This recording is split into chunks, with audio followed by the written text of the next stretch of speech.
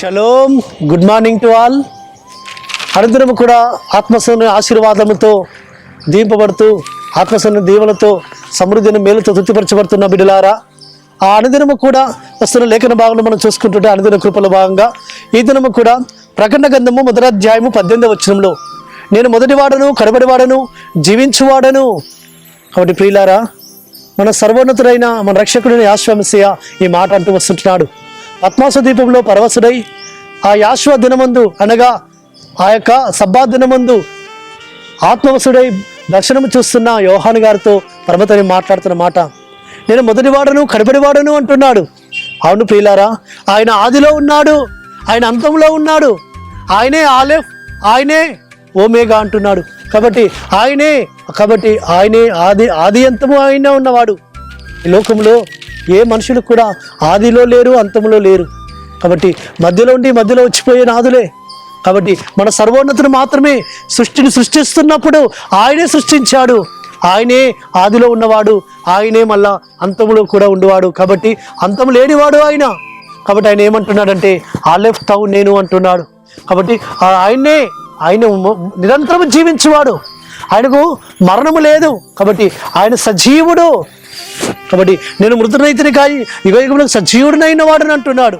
ప్రియులారా, మనం సేవిస్తున్న సర్వశక్తుడు ఎంత గొప్పవాడంటే ఆయన వాక్కు చేత సృష్టిని సృష్టించిన సృష్టికర్త ఆదిలో ఉన్న ఆయన మళ్ళా అంతములో కూడా ఆయనే ఉంటాడు. అంతము లేనివాడు, యుగయుగాలు జీవించువాడు ఆయన.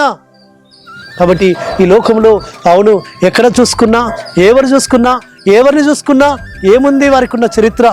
మన సర్వోన్నతుడైతే నిరంతరము జీవిస్తున్న నాథుడు ఆయన. కాబట్టి ఆయనకు ఆది అంతము లేని ఆ సర్వోన్నతిని మనం ఆరాధిస్తున్నాం. కాబట్టి ఆయన అంటున్నాడు, స్వయంగా ఆయన అంటున్నాడు, నేను మొదటివాడను కడపటివాడను అంటున్నాడు. కాబట్టి I'm beginning, I'm ever lasting, అంటే నిరంతరము జీవించువాడు ఆయన, యుగయుగాలు జీవించువాడు ఆయన. సర్వోన్నతమైన ఆ సర్వాధికారి మాత్రమే సజీవుడు, ఆయన మాత్రమే పూజార్హుడు, ఆయన మాత్రమే స్తోత్రార్హుడు, ఆయన మాత్రమే కీర్తనీయుడు సుమా. కాబట్టి ఆ సర్వోన్నతిని మనం కలిగి ఉన్నాం. ఆయన ఏమంటున్నాడంటే నేనే మృతుడినైతిని, నేనే తిరిగి లేచాను, సజీవుడినైనాను, నిరంతరం జీవించువాడను నేనే అంటున్నాడు. కాబట్టి ఆ జీవించువాడైన ఆ యాశ్వాను మనము కలిగి ఉండి మనము ఆ సర్వోన్నతుని యొక్క జీవాన్ని పొందుకొని మనము ఈ లోకంలో ఆయన యొక్క జీవం కలిగిన వాక్యమునకు మాదిరికరంగా మనం నిలబడదాం. ఆ జీవం గల వాక్యాన్ని చేతపట్టుకొని అనేకులు ప్రకటిస్తాం. సర్వోన్నతమైన ప్రేమను అనేకులకు తెలియపరుస్తాం. ఆ మొదటివాడు కడపడివాడైన ఆ జీవించువాడైన యాషువ మెస్సియాను అనేకులకు తెలియపరుస్తాం. అట్టి విధంగా పరిశుద్ధాత్మతని మనం నడిపించుడు గాక. ప్రార్థన చేసుకుందాం. పరలోకందర మా తండ్రి సర్వోన్నతుడా, మీరు మొదటివాడు కడపడివాడు జీవించువాడని అయ్యా మీరు మాతో మాట్లాడిన మాటలు మా హృదయాల్లో నిరంతరం ఫలప్రదం చేయను గాక. అయ్యా అట్టి విధంగా తండ్రి మేము నీ వాక్యం అనేకలకు ప్రకటించదము కాక నాయన. నీకు స్తోత్రము తండ్రి. నిన్న వాక్యము అయ్యా మా హృదయాల్లో మీరు ఫలింపజేయము ప్రార్థిస్తూ మానసికుడు విమోచకుడు నజరేయుడైన యేసు మెస్సియా నామమున స్తుతించి ప్రార్థించి వేడుకుంటున్నాము తండ్రి, ఆమేన్. సర్వోన్నతమైన యేసు మెస్సియా కృప కనికరము నిరంతరం మనకు తోడుగా ఉండి మనల్ని బలపరచును గాక. ఆమేన్.